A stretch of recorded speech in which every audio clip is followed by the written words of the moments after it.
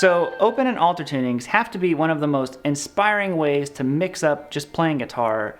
You have all these new voicings, chords all over the place, and I thought, yo, let's dive into 5 of them. 5 weird, altered, open tunings, and that's what we're doing today. And we'll also be talking about who won the Telecaster video. So let's get into it.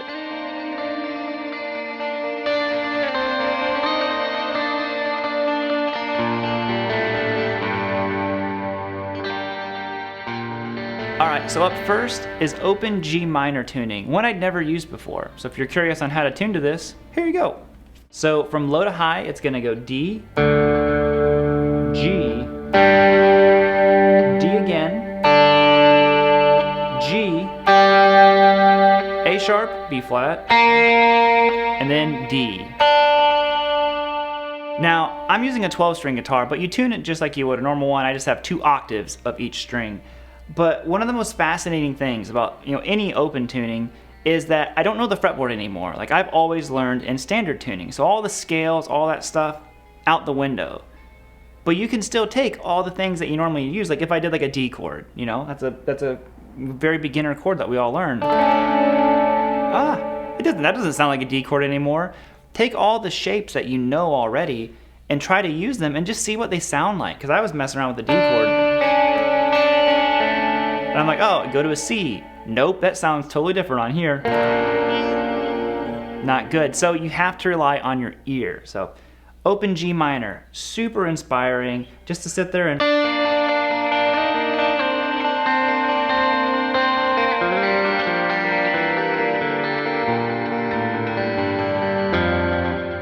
I just made that up. I had no clue where it was going. I was just kind of using my ear to fish around for those notes. Okay, so try open G minor out. Let's go to the next one.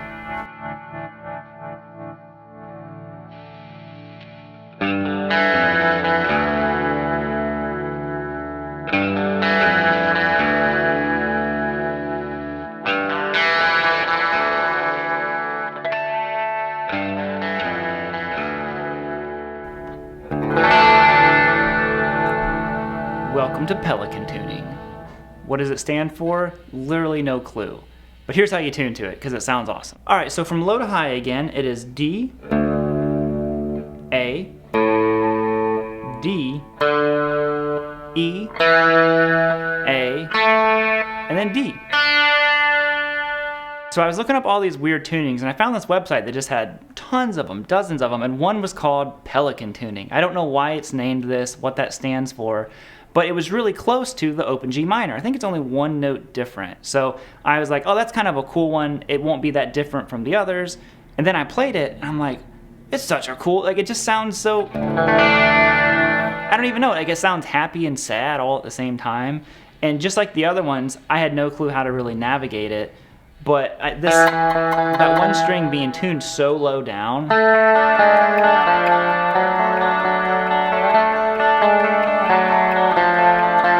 because you're tuning that G all the way down to E, so it's quite a bit of a drop. So what I found that I really liked with this one was playing the strings open as much as possible, and really trying to utilize that open G, which is now an E note, in almost this George Lynch way. You know how he'll hit that big open note that rings out?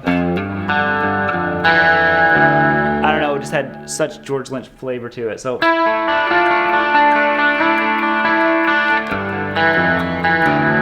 that right there, that was so cool. You don't get that in like a normal tuning, that big interval there. So Pelican had me hooked as soon as I played it. So get your Pelican on.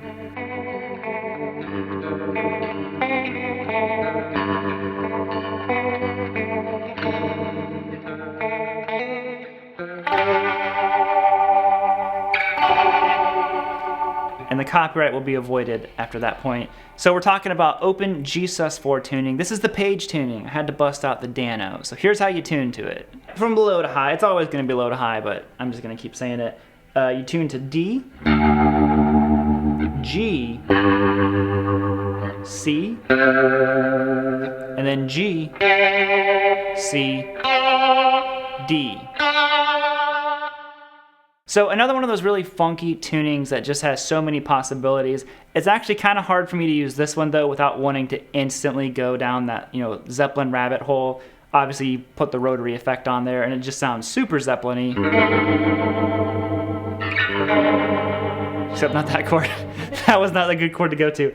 But it's still a very inspiring one. Just like with all of them, take any open tuning that I ever mess with, I focus on shapes. Just find a nice movable shape. With this one, this A chord shape, Page uses it a lot in the Rain song. Okay? I mean, I can't use this tuning and not sound like Page, so this maybe isn't the best one for me to use, but if you haven't learned the Rain song, you're not a big Zeppelin fan, still try this tuning. It's so fun.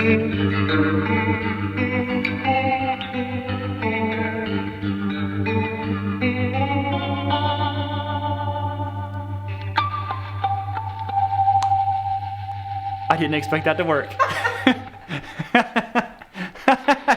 I surprised myself so much just then.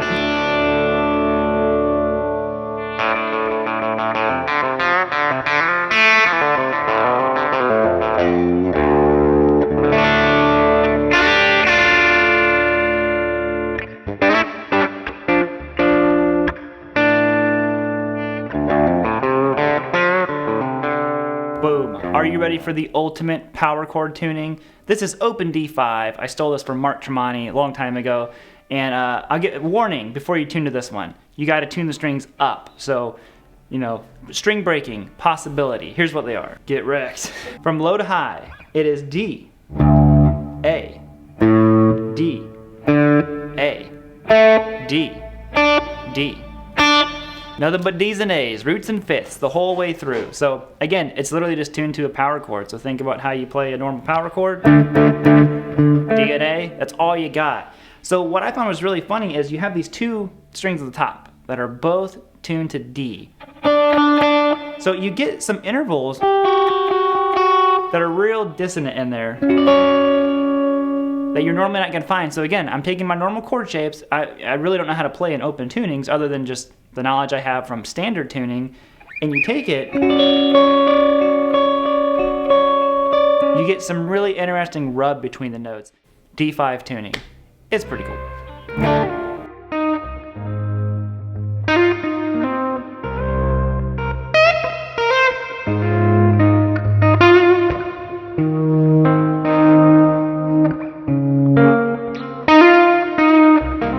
Okay, so the last one is not so much an open tuning, but what you would call an altered tuning, because it doesn't really sound good played open like this. Oh, no, it starts out good, and then it just loses you real quick.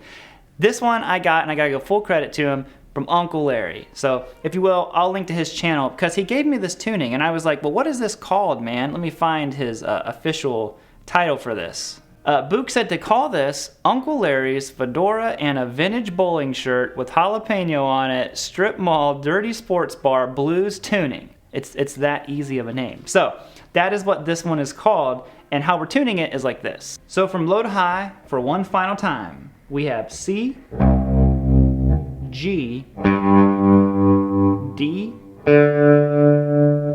G, B, and then D. So again, this one was funky. It wasn't the normal, play a bunch of open strings and you have a chord. What I found that I really liked with it was I loved kind of that moving bass line, almost like just the Hendrixy thumb over the neck situation.